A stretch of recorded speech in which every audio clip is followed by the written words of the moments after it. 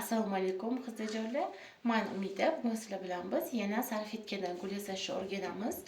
Bu safar boshqachasidan bunaqasini o'rgatishimdan sabab har xil raqamlar bo'ladi. Bilasizlar, 1 yosh, 2 yoshga atalgan mana shunaqa salfetkadan tayyorlangan raqamlar bo'ladi. Bu gul uncha sizlarda videodan ko'rinmayotgan bo'lishi mumkin, lekin tabiiy qaraganda juda ham chiroyli ko'rinishga ega.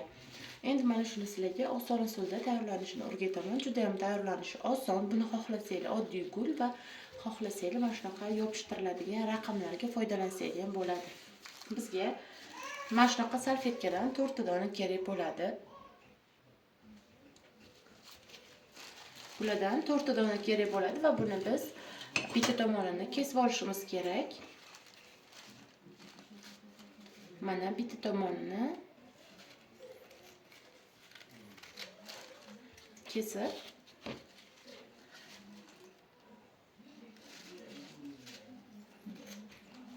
tayyorlab olamiz.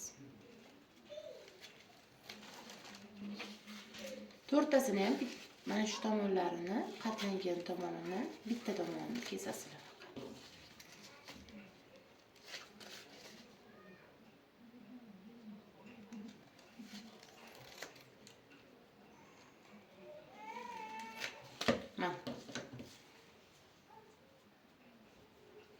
Mana bularni endi ochib olamiz. Mana hammasini mana shunday qilib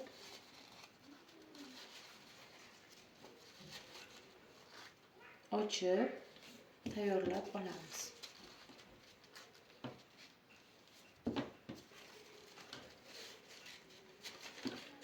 To'rtta edi, biz 2 ga bo'lganimizdan keyin bu 8 ta bo'ldi.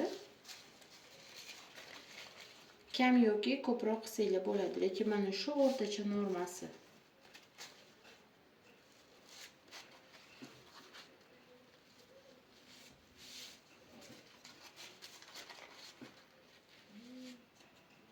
Mana endi bularni mana shunday qilib 1 santimetrdan 1,5 santimetr atrofida qatlab chiqamiz.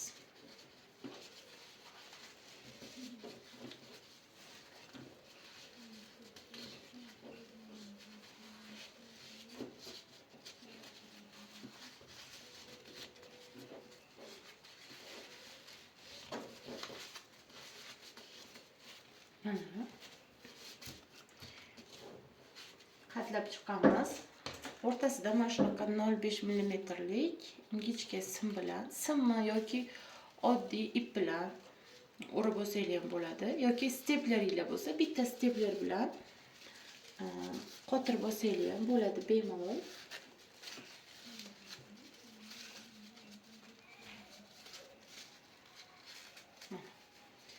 Endi bu yoqdan bitta stepler qilib bo'lganingizdan keyin mana bu chetki qismlarini dumaloq qilib kesib olishingiz kerak bo'ladi.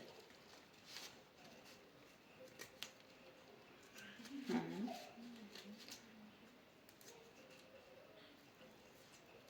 aylantirib kesib olamiz atrofini.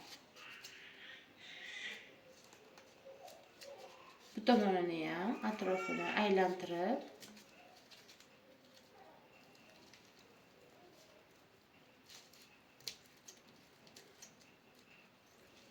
kesib olamiz.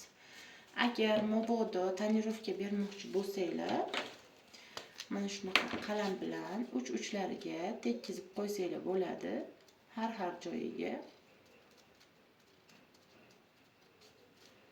Tomoniga ham.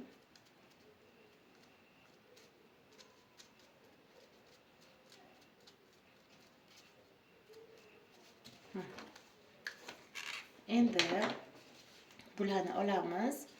Mana bu tomonini va bu tomonini olib, agar stepler qilmoqchi bo'lsanglar, mana shu yerdan yana bitta stepler qilasizlar.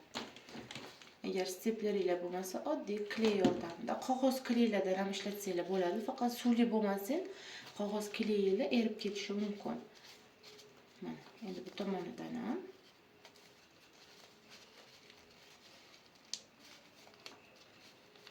mana shu holatda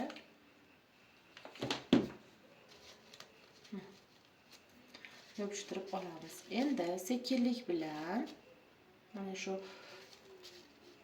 har bitta qatorini bitta tepaga ko'tarib olasizlar. Faqat ehtiyotkorlik bilan yirtib yubormasdan tepaga ko'tarib yuborasizlar.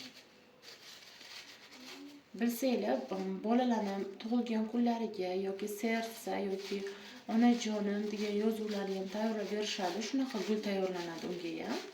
Tagiga karton bilan raqam qo'yib olasizlar, masalan 1, 2 qilib va ustidan mana shu tayyorlab olgan gullarimizni yopishtirib olasizlar. Juda ham ekonomishli variant bo'ladi, faqat ozgina ishi mayda demasanglar, agar yoninglarda yosh bolanglar bo'lsa, bemalol ular bilan birgalikda foydalansanglar bo'ladi. Qiziqarliroq chiqadi. Hamma tomonidan mana shunaqa qilib bittadan ularni ko'tarib olamiz.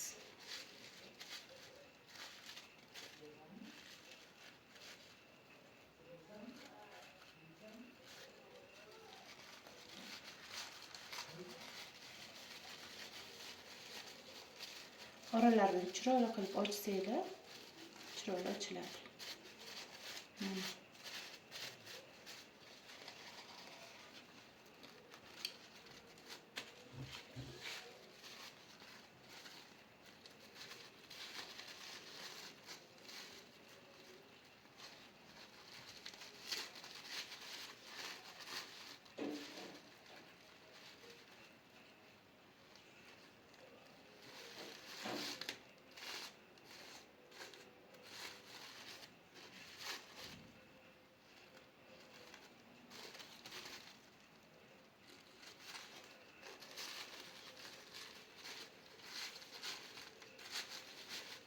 Mana shu zaylda hamma tomonlarini ochib olamiz.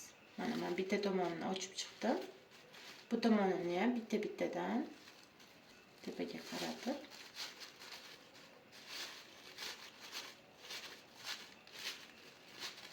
oddiy salfetkadan, lekin juda ham chiroyli bo'ladi.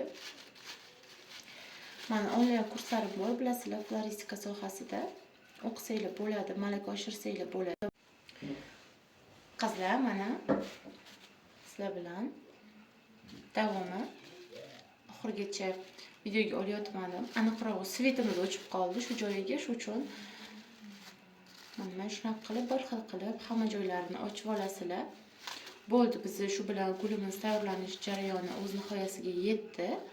Shu holatda oxirigacha tayyorlab olsanglar bo'ldi. Juda ham pushistик, yoqimli gulcha bo'lib chiqadi. Mana tag qismlari va ustki qismi. Buni bemalol bir-biriga mana shunaqa qilib yopishtirib, davom ettirib, chiroyli qilib tayyorlasanglar bo'ladi. Xohlasanglar buni salfetkalarni bilsanglar, boshqacha ranglar bor, shulardan ham foydalansanglar bo'ladi. Xohlasanglar ranglasanglar bo'ladi. Bu yog'i tamoman ixtiyoriy. Agar sizlarga videolarimiz yoqayotgan bo'lsa va yana qanaqadir gullarni o'rganishni xohlayotgan bo'lsanglar, bemalol kommentariyada yozib ketsanglar bo'ladi. Obuna bo'lib, like tugmachasini bosib qo'yish yodingizdan chiqmasin.